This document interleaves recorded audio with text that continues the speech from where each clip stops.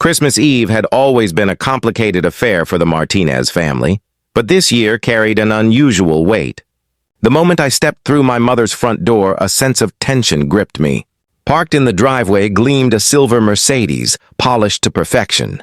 I paused, taking it in. "That's a nice car," I remarked lightly as Mom enveloped me in a warm hug. "No," she corrected softly. "Oh," I said, glancing back at the car. "It's from Marcus," she said, pride evident in her tone. "He surprised me yesterday. Said I deserve something luxurious for these years."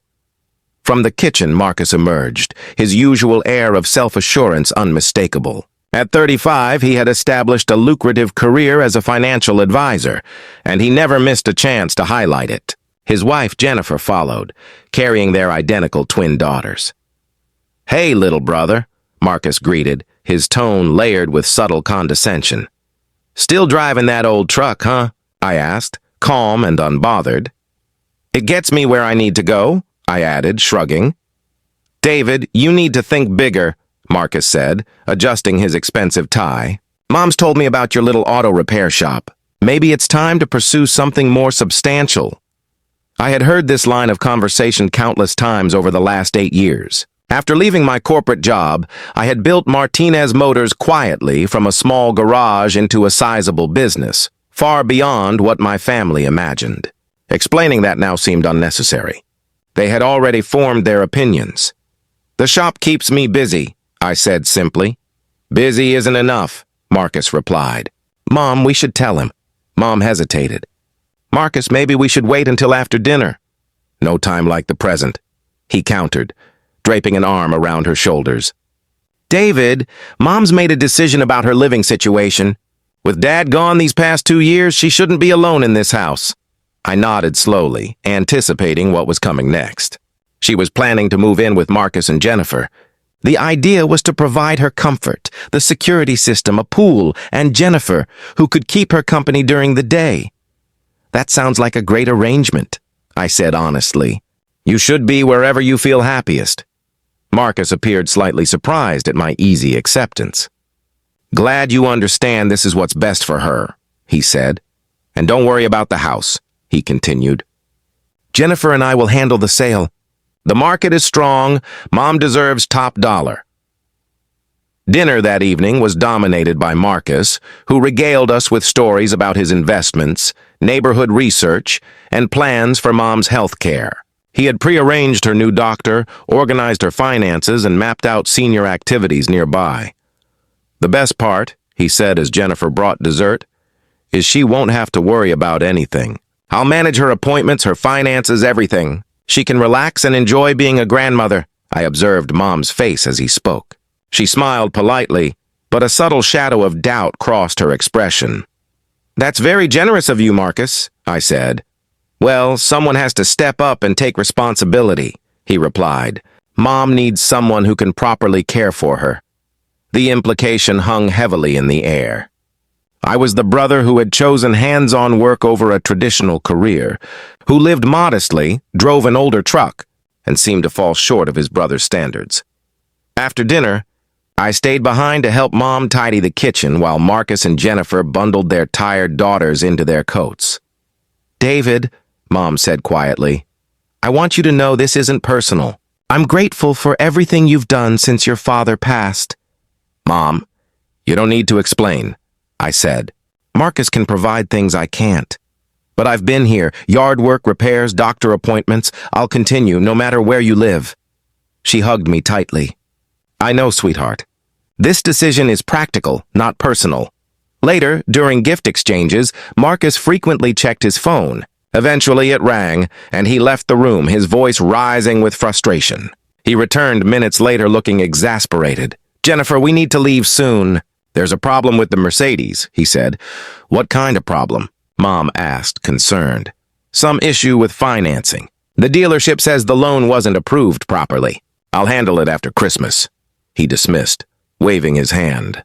I kept my expression neutral, recognizing exactly what was happening. Marcus had overextended himself to give Mom a grand gift, and the dealership's financing check flagged his credit. "Maybe you should take it back tonight," Jennifer suggested. "It's Christmas Eve." Marcus snapped. I'm not dealing with car salesmen tonight. Mom looked worried.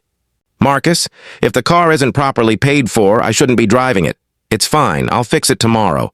The car is yours, he insisted, though doubt was creeping into her eyes. The rest of the evening passed awkwardly, with Marcus visibly irritated whenever the Mercedes came up. When they left, promising to pick Mom up the next morning for Christmas dinner, the mood had noticeably shifted. David, Mom said as I prepared to leave. What do you think about this car situation? I chose my words carefully. Marcus loves you and wants the best, but sometimes expensive gifts aren't the only way to show it. Mom nodded thoughtfully. Your father always said the best gifts come from the heart, not the wallet. That night, the silver Mercedes gleamed quietly in the driveway, a symbol of tension and good intentions, but also a reminder that appearances often mask reality. Christmas morning arrived quietly, and I was already at the shop, immersed in paperwork and calls when my phone rang. Mom's voice sounded tense. David, can you come over? There are men here about the car. What kind of men? I asked, concern creeping in. They say they're from the dealership. They want the Mercedes back. I grabbed my jacket and arrived in 15 minutes. 2 dealership employees were in the driveway looking uneasy. Mom stood nearby, wrapped in a bathrobe, clearly distressed. Ma'am, we're sorry to disturb you on Christmas, but we need to take the vehicle, one said. They explained the financing was declined, the other added. We extended courtesy delivery for Christmas Eve, but without payment, we can't leave it here. We've tried contacting Marcus since yesterday, but he hasn't responded. I stepped forward. Good morning, I'm David Martinez. What's the situation? Sir, are you related to Marcus Martinez? One asked, relief obvious in his tone. He's my brother, I replied. The employees exhaled, glad for someone present. Your brother signed a lease agreement for this vehicle, but his credit application was declined. We need it back today. Mom looked bewildered. David, I don't understand. Go inside and get ready. I'll handle this, I said, leading her gently away from the driveway. Once inside, I turned to the employees. How much does my brother owe on this car? $1,847 per month, but since the credit was declined, a co-signer or large down payment is needed. And the purchase price outright? I asked. $78,500, they said. I made a call. Send a wire transfer for the full amount from Martinez Motors to Prestige Motors. $78,500. The employees exchanged surprised glances as I hung up. Prepare the title transfer paperwork for Mrs. Elena Martinez, I instructed. Payment will be completed within the hour. Half an hour later, Marcus arrived with his family to pick up Mom. His face darkened when he saw the dealership van parked in the driveway. What's going on here? He demanded, stepping out of his own Mercedes. Good morning, Marcus, I greeted calmly. What are these people doing at Mom's house? The dealership employee stepped forward. Mr. Martinez, the financing issue has been resolved. Your mother now owns the vehicle outright. We just need her to sign the title. Marcus froze. Own it? How? I purchased it from Mom, I said simply. What? How could you afford a $78,000 car? He asked, incredulous. The same way I've been helping Mom with expenses over the past 2 years while you assumed she was struggling, I replied. Mom emerged from the house, now dressed and composed. Marcus, David has been managing the house payments, medical bills, and property taxes since your father passed. Marcus's jaw dropped. That's impossible. You run a garage. I run several businesses, I said calmly, showing him the Martinez Motors website on my phone. This wasn't the small repair shop he knew.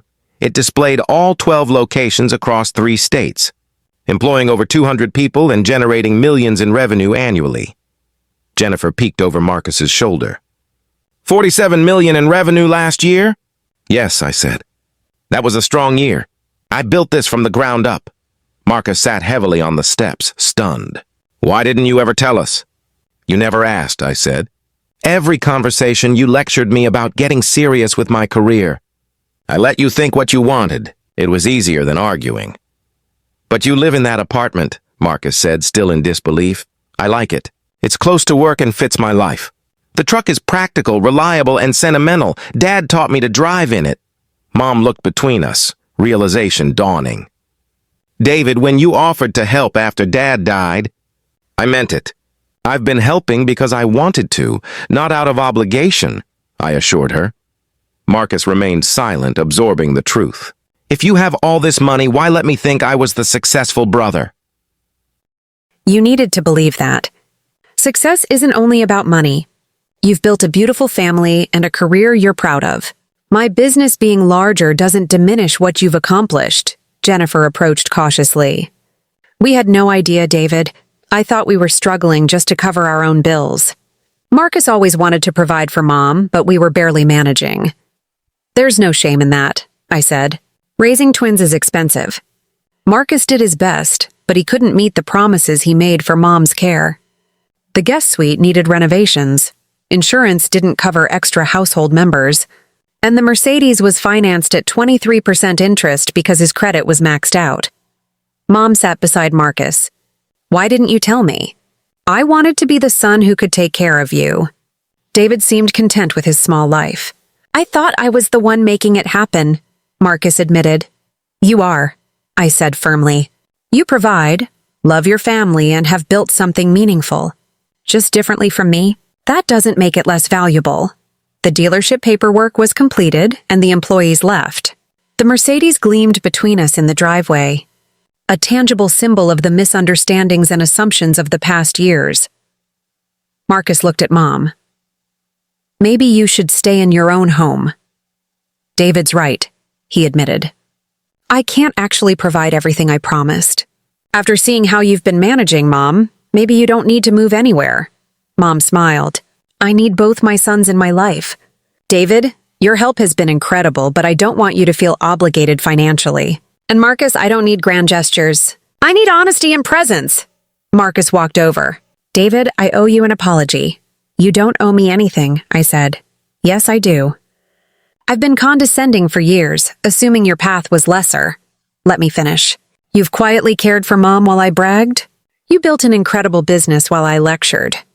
You never made me feel small even when I felt small myself. I extended my hand. Marcus hugged me instead. I'm proud of you, David. I should have said it years ago.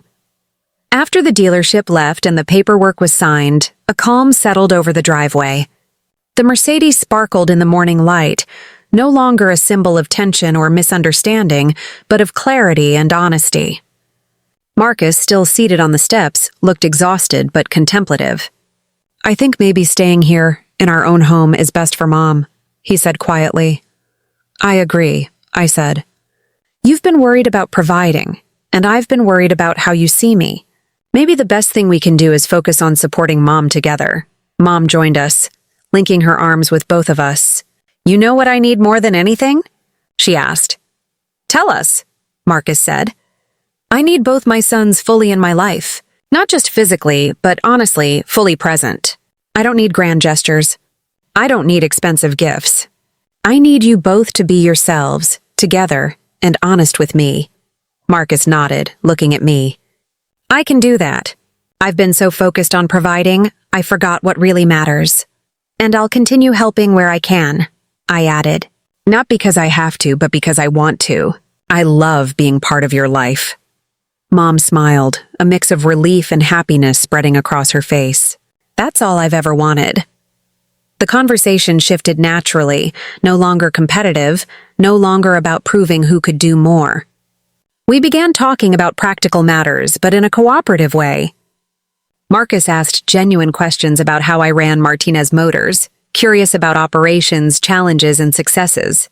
I explained the growth of the business, the expansion into multiple states, and the ways we had diversified services to meet local demands. I turned the conversation toward him. Raising twins must be challenging, I said. It is, he admitted. But it's rewarding in ways I didn't anticipate. It's exhausting, yes, but I wouldn't trade the moments of seeing them learn, grow, and trust me for anything. Mom listened quietly, her eyes glistening. This is why I love having both of you around. You bring different kinds of care, and together, that's exactly what I need. Marcus laughed softly, shaking his head. All this time, I thought I was the one who had it figured out. You really do, just differently, I smiled. Success isn't always about money, Marcus. Sometimes it's about consistency, reliability, and showing up for the people who depend on you. He nodded. And sometimes it's about big gestures. I thought that's what Mom needed, and I was terrified of failing her. Seeing what you've been doing quietly all these years, I get it now. Mom's presence seemed to fill the space with warmth. Your father always said that success is measured not by comparison to others, but by how you use your abilities to care for those you love. Both of you embody that in different ways. We laughed, and for the first time in years, it felt like our family was aligned. There was no need for rivalry, no pressure to perform for appearances. Just honesty, effort, and care. Marcus leaned back, reflecting. I was so focused on the financial side, the tangible proof of being a provider, that I missed the everyday moments. I wanted to give Mom everything she deserved, but I didn't realize she already had everything that mattered. Us, here and present. Exactly, I said. It's not the money, the gifts, or even the house. It's the presence, the support, and the attention that make the real difference. Mom nodded, smiling at both of us. You each have unique gifts. David, your diligence, foresight, and ability to create stability. Marcus, your care, your desire to protect, your willingness to stretch yourself for family. Together, that's everything I could ever ask for. We spent the day together, not in tense coordination, but in shared moments of family life. We cooked breakfast as a team, with Mom guiding us through her holiday recipes. We laughed as small mishaps happened, eggs spilled, flour dusted the countertops, and enjoyed each other's company without judgment or comparison. Later, as the morning faded into early afternoon, Marcus pulled me aside. David, I need to confess something. I feel relieved that I don't have to figure out how to finance everything for Mom. I love her, but I was terrified of failing her financially. That's honesty, not confession, I said. Taking care of aging parents is expensive and complicated. It's okay to admit that. But you still have an irreplaceable role. Emotional support, guidance, presence. He smiled a little sheepishly. So, you're saying I can contribute without worrying about footing every bill? Yes, I said. Your involvement matters more than money. The kids, the everyday moments, even small gestures of care. Those are priceless, Marcus nodded thoughtfully. Maybe we can coordinate better. You handle the financial side, I handle the hands-on family side. We stop competing and start complementing. I like that, I said. It's the first time in years I feel like we're on the same team. Mom joined us again, placing her hand on each of our shoulders. This is the Christmas I wanted, not because of a car or gifts, but because of honesty, understanding, and togetherness. Marcus laughed softly. About the Mercedes, I smiled. I made sure the paperwork worked out. But it was your idea, your gesture. I just ensured it was secure. You get to take credit for the thoughtful intention. He shook his head, laughing. You're too generous. For 8 years, you've been telling me to think bigger about my career. Maybe it's time for both of us to think bigger about being brothers, I said. That afternoon, as we sat around the dining room table, the conversation was light, reflective, and sincere. We shared stories, discussed hopes for the coming year, and appreciated the simple fact that the tension that had plagued our holidays was gone. Marcus admitted, I always thought success was about having it all, but now I see it's about using what you have to support and uplift others. You really do have it figured out, just differently. Mom nodded, her eyes warm. Your father would have been proud. David, for building something from nothing. Marcus for stretching to provide, even when it was challenging. Both of you succeeded in ways that matter. As the day drew to a close and Marcus's family prepared to leave, he pulled me aside once more. I feel liberated. I don't have to be perfect financially to be a good son. I can focus on being present, being involved. That's what matters, I nodded. Exactly. That's where your value lies. Money helps, but presence, love, and guidance are priceless. Mom waved goodbye with both of us standing by the Mercedes. It's a beautiful car, but the best part is having both my sons, fully here, fully present. That's my gift this Christmas. Marcus and I exchanged a look, a silent understanding passing between us. We were no longer measured by material success, by appearances or assumptions. We were measured by what we contributed to Mom's life, and that had changed everything. As Marcus's family drove away, Mom and I lingered in the driveway, the morning sunlight reflecting off the Mercedes. The air felt lighter, warmer, and somehow fuller. For the first time in years, the tension that had quietly underpinned our family gatherings was gone. We weren't measuring success, comparing choices, or competing for approval. We were just present, together, and honest. Mom turned to me, her eyes reflecting a mixture of relief and contentment. "David, can I ask you something personal?" "Of course," I said, leaning against the truck. "Are you truly happy?" Her voice was soft, almost hesitant. "I mean, with your life, your work, the way you've built things quietly all these years."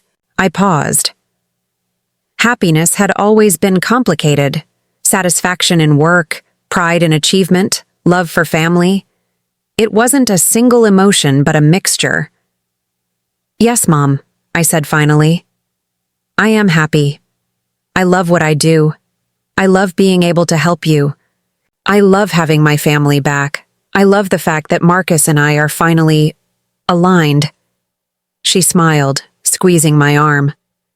"Your father would be proud. He always said, 'The measure of a man isn't what he builds for himself, but what he builds for others.' You've taken that to heart." I nodded, feeling the truth of it. Success, I realized, wasn't measured by the size of a house, the cost of a car, or even the balance in a bank account. It was measured in care, reliability, and the quiet ways we show up for people we love.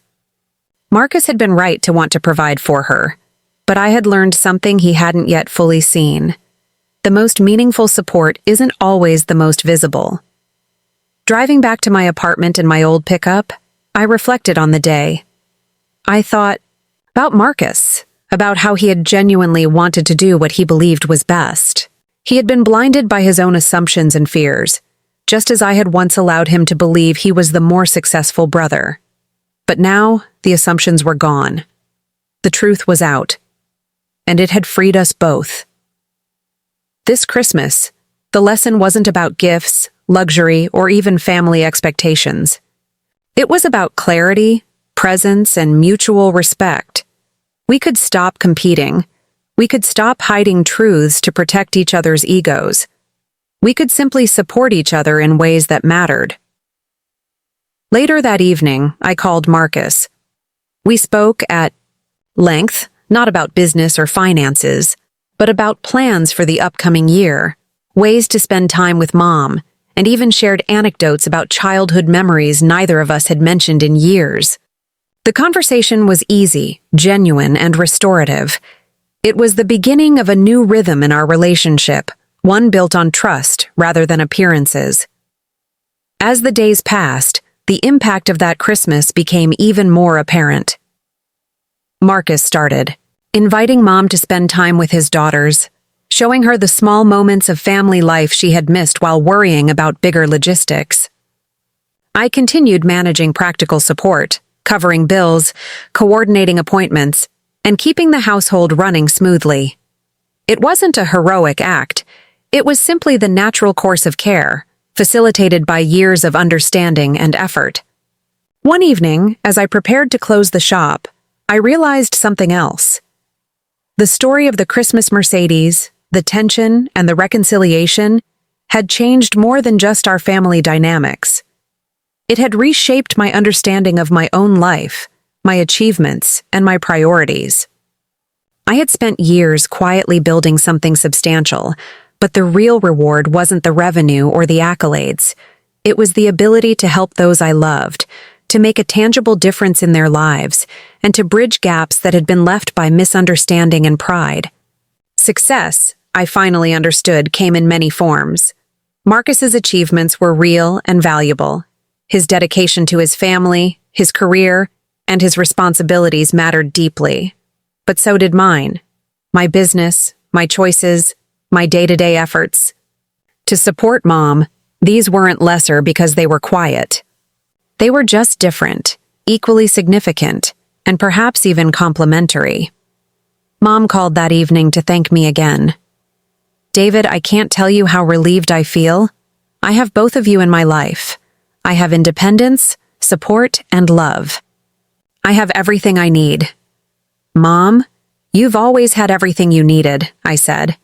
"We just needed to see it clearly ourselves." She laughed softly. "Yes, I suppose we did. And the car?" "The car's perfect," I replied. "But the real gift is having the family together, honest and connected." That night, as I parked my pickup and watched the lights of the city glimmer, I thought about the journey we had all taken. There had been tension, assumptions, and moments of misunderstanding. But there had also been patience, persistence, and a willingness to act with integrity. I realized that sometimes the greatest achievements aren't measured in numbers or titles, but in the bonds we strengthen, the trust we rebuild, and the love we cultivate. I made a mental note to call Marcus regularly, not just about Mom, but about life, business, and shared memories. We had a lot of time to catch up, to understand each other, and to rebuild a relationship that had been clouded by pride and pretense for too long. Now, that space was open for honesty and collaboration. As I turned off the lights and settled into the quiet of my apartment, I reflected on the day, the lessons, and the future. I thought about Marcus, about Mom, about the responsibilities we share, and about the invisible threads that bind a family together. Success was complex, yes, but it was also deeply rewarding. It wasn't about the car, the money, or appearances. It was about being there for each other, seeing the real people behind the roles, and appreciating the different ways we contribute. That Christmas had shown me in vivid detail that the most meaningful gifts weren't tangible. They were love, presence, understanding, and honesty. The gifts that endure far beyond a single day, far beyond a single gesture, far beyond the complications of life. As I finally drifted to sleep, I felt a profound sense of peace. Marcus and I were no longer measured against each other. Mom was safe, happy, and loved. And I knew that moving forward, our family would face challenges together, with clarity, respect, and an understanding that the most important successes are those we create not just for ourselves, but for each other. That Christmas, I realized, was a turning point. Not because of a gift or a luxury car, or even the resolution of a financial mix-up. It was a turning point because it reminded us all that family, honesty, and care are the greatest achievements of all, and those are the gifts that last forever.